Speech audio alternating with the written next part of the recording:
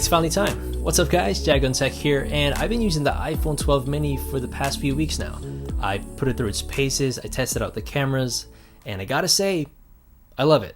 A lot more than I thought I would. In fact, I did think about ditching my S20 Plus for this phone, but didn't make it. There's just a couple of things I don't like about this. So obviously this is something new to any iPhone lineup, something we've never seen in a long time too, so I'm sure a lot of us are curious about how it holds up. Of course, this will never come close to the bigger iPhones since those have more stuff going on, but this tiny little device still manages to win the hearts of many. And that's because this phone is perfectly imperfect.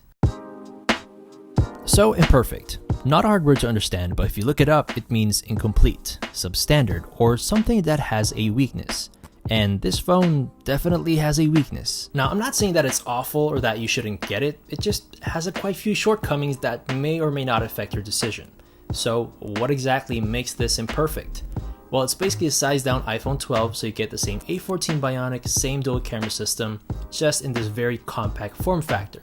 So inevitably, they had to cut down a lot of things, including the battery. So this is said to have a 2227 mAh battery. Now, Apple never really discloses the exact number, but on paper, this is nowhere near good.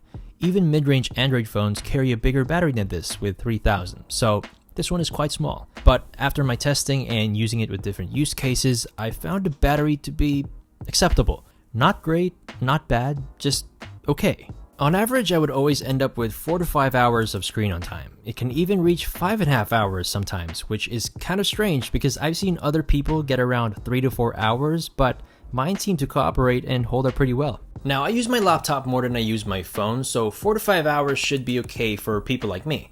But then again, this was based just on my testing, and it still depends on what apps you use and how long you use them for. So if you're someone who goes heavy on Netflix, YouTube, gaming, just very power-hungry apps, or you rely on your phone for most of your stuff, you will kill this phone in no time, and you might even have to charge it twice a day. However, if you're all about that scrolling life with social media, texting, emails, and taking a few photos here and there, this can get you through the day, and sometimes even through the night. All thanks to Apple's incredible standby times and power optimization. But personally, it's not good enough. I'd still want to charge my phone less than I already do, and probably if it reached 6 hours, then that would be amazing. But again, small size, so it will always be the weakest point of the phone. Along with the battery, you also get much smaller speakers. Now, this was totally expected, and to be honest, they actually sound okay. Nothing amazing, just the same iPhone speakers we've already had. Doesn't get super loud, not at all bass heavy, but it's good enough for what you're getting. And let's not forget about MagSafe, which eventually might be the only way we can charge our iPhones. Now, I like MagSafe, I like the whole idea. I've fully committed to wireless charging for a while now, so I'm happy that I don't have to align my phone with a charger anymore, and I can use it at the same time. But there's one small issue here. Instead of getting the full 15 watts MagSafe charging power like all the other iPhones, you're only getting 12 watts.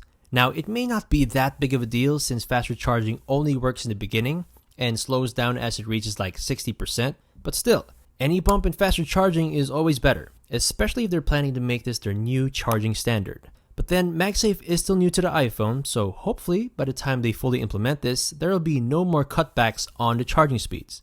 At this point, it just seems like we're not getting a lot from this phone, especially in the power department. But hold on, I know you're probably already thinking, why would I want to get this over the 12?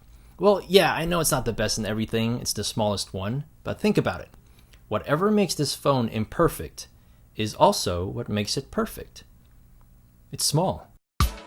I'm not gonna lie, the number one reason why I almost ditched my S20 Plus is the size. I really love how literally every single corner of the phone is reachable, how every letter on the keyboard is easier to tap, and I never had to struggle getting to the control center. Yeah, the notch is still there, but the overall one-hand ability just makes you forget about it. And the new squared-off design, which I'm a huge fan of, helps a lot in getting a better and more comfortable grip on the phone. In fact, it feels so good in the hand that sometimes I just forget all about the battery and just enjoy what I'm using. The thing about this is it's very nostalgic. It's so much bigger than what it is because people have always wanted Apple to bring back the iPhone 5S design, because no doubt it is one of the best. And so now we finally have it. All upgraded, all the latest tech, just better than ever. But then it's all subjective, you know, some people prefer the bigger phones and some also prefer fairly sized phones, but for me, 12 mini, It's just great. And one of the best parts about getting this phone is we finally get an OLED display. Now, if you're coming from an iPhone 11 or 10R, this is probably the best reason for you to upgrade, but that doesn't really mean that you have to. It just matches up to the Pro model, so you get much more value for your money, and it's brighter and always better than a 720p LCD. Definitely one of the best moves by Apple this year.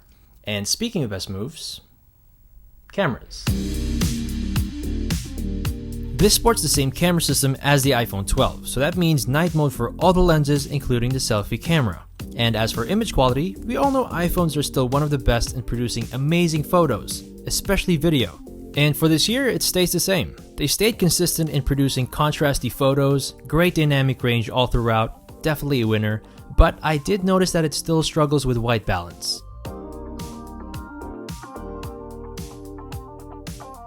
You also get better shallow depth of field thanks to the wider aperture on the standard lens, which is a good thing because I was never really a fan of Apple's portrait mode.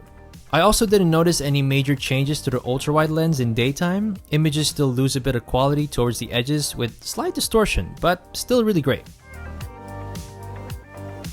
On the other hand, night mode shots are good, but still nowhere close to Google Pixels. I even noticed that some photos taken without night mode come out to be a lot better than ones taken with night mode. However, for the ultra-wide lens, it was a bit underwhelming. The results were kind of inconsistent because some were really good, but some just lost all its quality. Sometimes overexposed or just became too soft or just straight out bad. Video, however, is still the best on the iPhone, no contest. Just the most reliable video camera on any smartphone with super fast autofocus.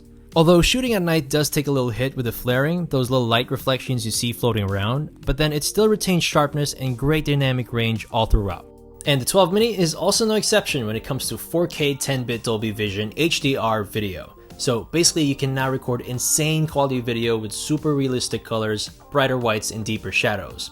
Just a whole different visual experience that I love to show to you guys, but since this is a new HDR format, there's still going to be some issues with compatibility. I mean, you can shoot, edit, and watch Dolby Vision all on the 12 mini, but if you send the clip to a device that doesn't support it, then it's just going to level down to standard dynamic range or just show you this. Horrible, right? It's a whole process, but hopefully in the future with more iPhones coming out, major platforms will be able to adjust to this so we can all enjoy content even more. And of course you get the same insane performance as all the other iPhone 12s with the A14 Bionic. Smooth animations, faster loading times, effortless 4K rendering, just one of the best in the industry. So bottom line, I'm sure just like many others, I am loving this phone way more than I expected because everything about it is excellent, especially the size. You also get all the cool stuff like A14, Dolby Vision, MagSafe, just with that cutback on battery life and wireless charging. But if none of that bothers you, no doubt this is the one to get. I actually still don't know when I'm going to move back to my S20 Plus because this just feels right. Anyway, hope you guys liked the video and answered some of your questions, but if there's anything else you want to know, just hit me up in the comments or just let me know which one you decided with. I'd love to find out. And thanks so much for watching. I'll see you guys next time.